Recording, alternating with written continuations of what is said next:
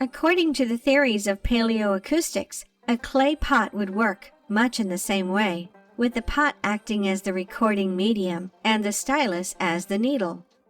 In theory, sound vibrations moving through the stylus would be etched in the grooves of the pot, just waiting to be played back like a phonograph.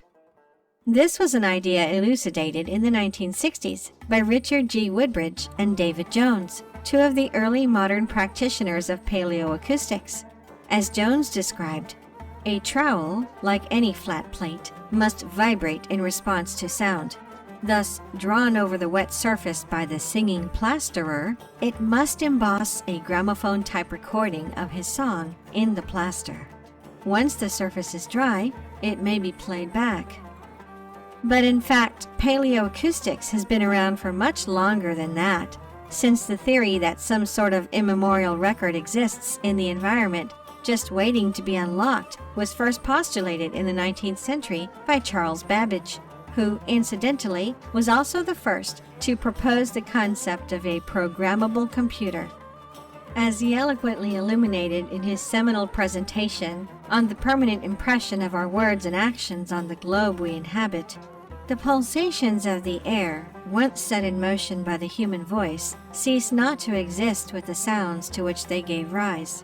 Strong and audible as they may be in the immediate neighborhood of the speaker, and at the immediate moment of utterance, their quickly attenuated force soon becomes inaudible to human ears. The motions they have impressed on the particles of one portion of our atmosphere are communicated to constantly increasing numbers, but the total quantity of motion measured in the same direction receives no addition. Each atom loses as much as it gives, and regains again from other atoms a portion of those motions in which they in turn give up. The waves of air thus raised perambulate the earth and ocean surface, and in less than 20 hours, every atom of its atmosphere takes up the altered movement due to that infinitesimal portion of the primitive motion which has been conveyed to it through countless channels, and which must continue to influence its path throughout its future existence. There, in their mutable but unerring characters, mixed with the earliest as well as with the latest sighs of mortality, stand forever recorded, vows unredeemed, promises unfulfilled, perpetuating in the united movements of each particle the testimony of man's changeful will. In other words, every sound ever made is out there, just floating in space. Babbage was right about the computer. Was he right about this too? As ahead of his age as Babbage was, it was not until modern times that mainstream science began attempting to put the theories of paleoacoustics into practice, to try, as it were, to successfully recover ancient sounds. Now, some scientists are examining 3,000-year-old Greek pottery, searching for sound vibrations carved into the glaze by the potter's tools. Others have recreated the song of a 165-million-year-old insect using fossil remains and a computer, in what the Smithsonian called a landmark in paleoacoustics. Elsewhere, there is the work of Patrick Feaster, who has coined the term paleospectrophony to describe his practice of converting visual representations of sound, music, speech, and rhythm into audio. From diagrams of the singing of Russian peasants to sound spectrograms from the National Academy of Sciences and the FBI, Feaster has found a way to play mute images which recorded sound graphically in much the same way as a computer plays an MP3 file. In doing so, he has challenged ideas about what sound recordings are. Simply, every day, science learns more about the hidden history in our environment and how we might hear or view it. As it does, one might wonder if the Vatican had, in its Chronovisor, a more advanced version of what mainstream science is only starting to scratch the surface of. But then, what type of technology is more advanced than mainstream modern science? Of the team of 12 scientists alleged to have been assembled by Pellegrino Ernetti to construct the Vatican's Chronovisor, the names of only 2 have ever been released. But look closer at one of these 2 in particular, the infamous Werner von Braun. Von Braun was a Nazi scientist, one of the stars working on Hitler's Wunderwaffe projects. These Wunderwaffe, or miracle weapons, were said to include attempts at stealth fighters, acoustic cannons, anti-gravity technology, and perhaps even time travel. Some accounts even said scientists like von Braun were working on a way to create a window into the past. At the end of World War II, von Braun fled the losing side to the United States as part of the U.S. government's Project Paperclip, in which many high-level Nazi thinkers were quietly smuggled into the country and put to work for the U.S. government.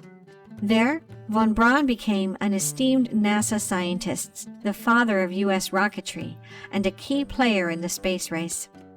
Is it possible that another project he continued to work on while in the United States was a window into the past? If it was, then von Braun would not have been the only employee of the U.S. government working on such a thing. Concealed within the archives on the website of the CIA, there exists an exceedingly strange document. It describes an experiment the CIA conducted in 1984, providing a seemingly unedited transcript which descends into the bizarre. First, according to the transcript, the subject of the experiment is given a sealed envelope and instructed not to open it. Whomever is conducting the experiment then begins to give the subject instructions, directing him to investigate different random coordinates, while providing no other information as to what these coordinates mean. As they do, the subject describes the incredible things he sees: an obelisk like the Washington Monument, rounded bottom carved channels like road beds, a series of pyramids. Inside these pyramids, the subject describes coming across what he calls an ancient people. They're dying. It's past their time or age, he exclaims. As the experiment draws to an end, the subject is instructed to open the envelope he was given at the beginning. Inside, written on a 3x5-inch card, is the following: the planet Mars. Time of interest, approximately 1 million years BC. Titled Mars Exploration, May 22, 1984, it appears the document recounts an actual attempt by the CIA to use what is called astral projection in order to visit the planet Mars 1 million years in the past. What the subject had been describing then were the vestiges of an ancient Martian civilization. We even have a video of the now found remnants of pyramids and obelisks on Mars, just as the subject described in 1984, together with a mysterious face resembling the face of the Great Sphinx. The link to the video will be in the comments below. It may sound bizarre, but for the CIA, it was decidedly not. In fact, the experiment was part of what was known as Project Stargate, an operation in which the CIA tested the possibility of all types of paranormal powers. Publicly available documents reveal the project's focus on psychoenergetics, defined as the mental processes by which the individual perceives, communicates with, and/or perturbs characteristics of a designed target, person, or event, remote in space and/or time from that individual. Most specifically, Project Stargate was interested in remote viewing, that is, using the mind alone to see things which aren't immediately present, whether they be in the present time, the past, or even the future. Bizarre as they may be, there is no doubt the CIA was looking hard at these things. The only question is, how far did they get? It all started with a man named Andrew Basiago, a Seattle attorney who came forward in the mid-2000s with the claim that he had been a part of a secret U.S. government operation known as Project Pegasus.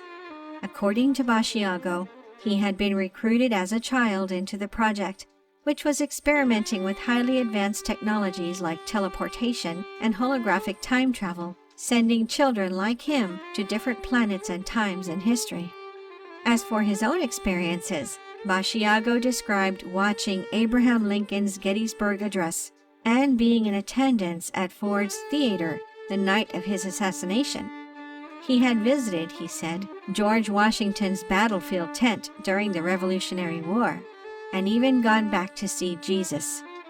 One might note the similarity of these claims to Ernetti's description of his use of the Chronovisor. Were Basiago and Ernetti's accounts similar because they were using the same fundamental technology? Could Project Pegasus merely represent the next generation of the Chronovisor project, from Werner von Braun and his Wunderwaffe, to the Vatican, to the CIA, and beyond? Perhaps we will never know the answers. Or perhaps modern science will tell us soon enough. Thank you for watching. If you enjoyed the video, please hit the like button, and if you're new, hit subscribe and the bell next to it for future notifications.